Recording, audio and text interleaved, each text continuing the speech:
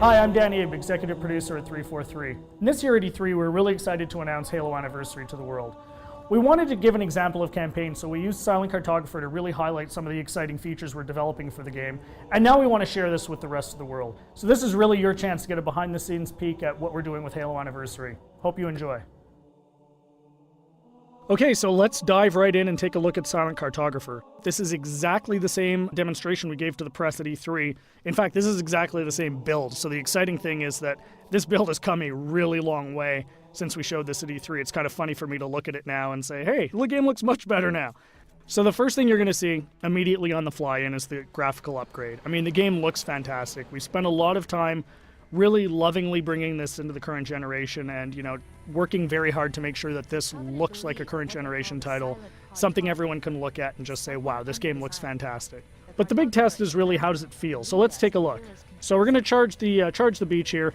First thing you're going to get a taste of when you pick up this game and start playing is that this plays exactly like the original.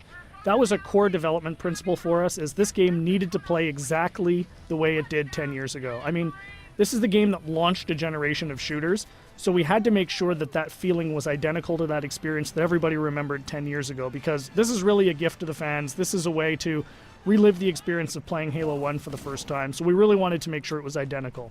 And the way we did that was actually a fun technical trick. We're actually running portions of two engines at the same time. So the underlying code, the code controlling how the game feels, how the AI reacts, all of that stuff, is a lot of it's the original Halo 1 code, and that was really the best way for us to ensure that the game played exactly the same as it did 10 years ago. But on top of that, we've layered a new graphics engine that allows us to, make the game look fantastic and look like a current generation title. So it's really a great mix of the two. So at the end of the day, your Halo fan gets a game that plays exactly like they remember, but looks like a current generation title. We get some other benefits from this as well. As I said earlier, and I say this all the time, the primary goal for this game is to make sure Halo fans can relive the experience of what it was like to play 10 years ago. And one of the big tools we have in our box to do that is Classic Mode. So what's Classic Mode? At the touch of a button, you can swap back and see how the game looked 10 years ago. So here it is. This is, Halo 1 10 years ago. And it's really a magical feature for Halo fans, because this just lets you go back in time and see exactly how this game looked 10 years ago. But the fun part is you can come back at any time. So Classic Mode gives you the ability to go back and forth whenever you want at the campaign. So one of the things that's fun to do is get out to a spot like this that, just looks beautiful. You've got the water, the sun reflecting over it, the Halo ring in the background, and say, hey, what did this look like 10 years ago? Touch a button, and there it is, right? I mean, it's really, really, really a lot of fun to go back and forth between the two modes. And this is something I personally get the most excited about. And I think, the fans are really going to love it too. This was definitely a big win at E3. As you can see, the other benefits you get from the new version is you've got the splash effects, the dust effects as you get back onto the beach. The game just looks great.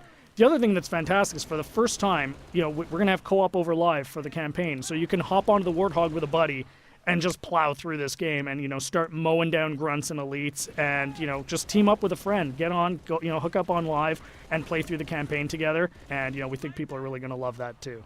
I often say, what would Halo 1 be without the Magnum? And, of course, the Magnum's back. Everyone remembers that fantastically overpowered pistol that just enabled you to walk through and just mow through hordes of enemies. Tremendous amount of fun. So, we're excited to bring that back as well.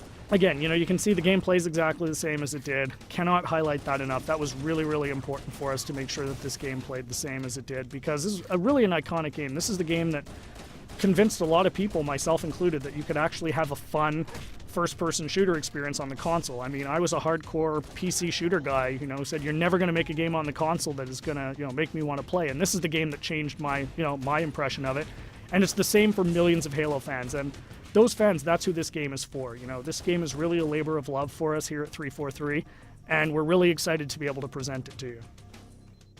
So there's your sneak peek of Silent Cartographer. Really just the tip of the iceberg. We've got a lot more features we're going to announce as we get closer to launch. Come to Halo Fest at the end of August and see the whole game in action. See you then.